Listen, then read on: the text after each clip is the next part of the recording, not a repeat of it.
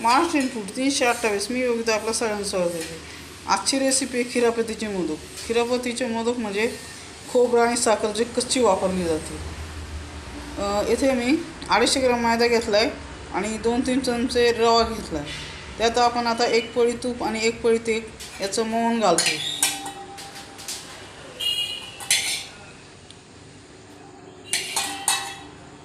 दोन्ही कडकडीत करून घेतले. नंतर कोमट झाल्यावर ते टाकायचे जेणेकरून चटका वगैरे बसू नये.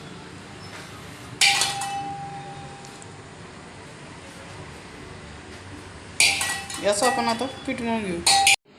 इथं आपण कोमट दूध घेतोय आणि त्या कोमट दुधामध्ये हे पीठ मळायचे.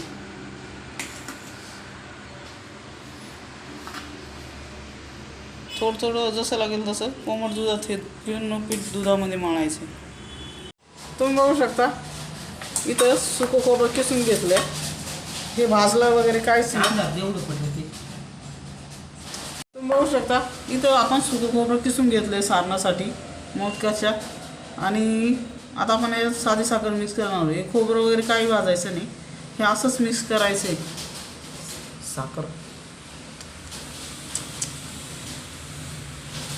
साखर मिक्स करायची.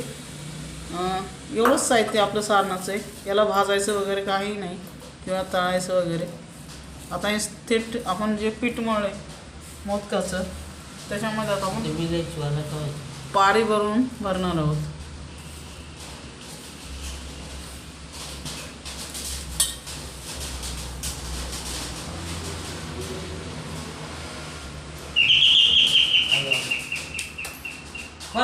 साधारण आपल्याला अशा पद्धतीने पारी बनवायची.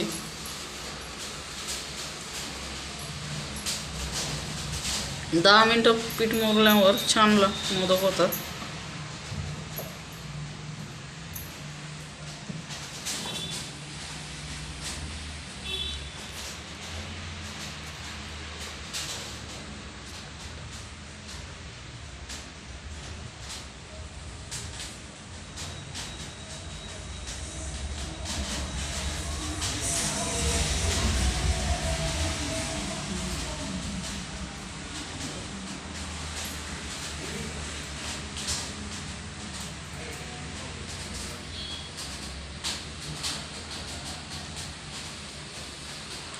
अशा पद्धतीने मोदक बंद करायचं आहे.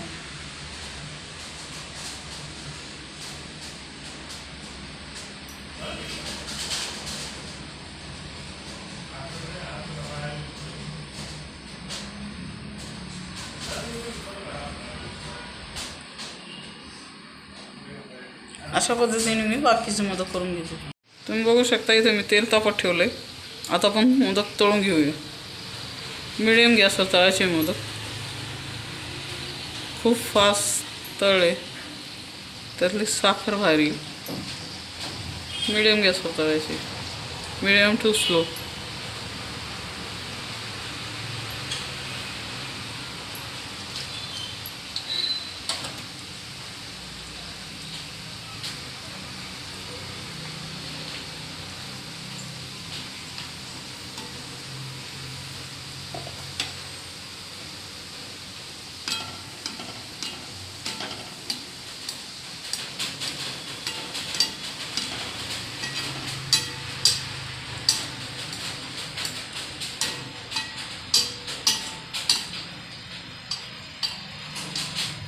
अतिशय कमी साहित्यात म्हणजे सारण अतिशय सोपं आहे.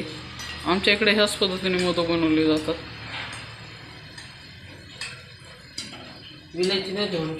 तुम्ही बघू शकता इथं आपले खिरापतीचे मोदक तयार आहे. आतमध्ये खिरापती, बाजूनी मोदक आहे. अशा पद्धतीने मोदक एकदा बनवून बघा. व्हिडिओ आवडला तर लाईक करा, शेअर करा, चॅनलला सबस्क्राईब करा. गणपती विसर्जनाच्या हार्दिक शुभेच्छा. भेटूया पुढच्या व्हिडिओमध्ये. थँक्यू.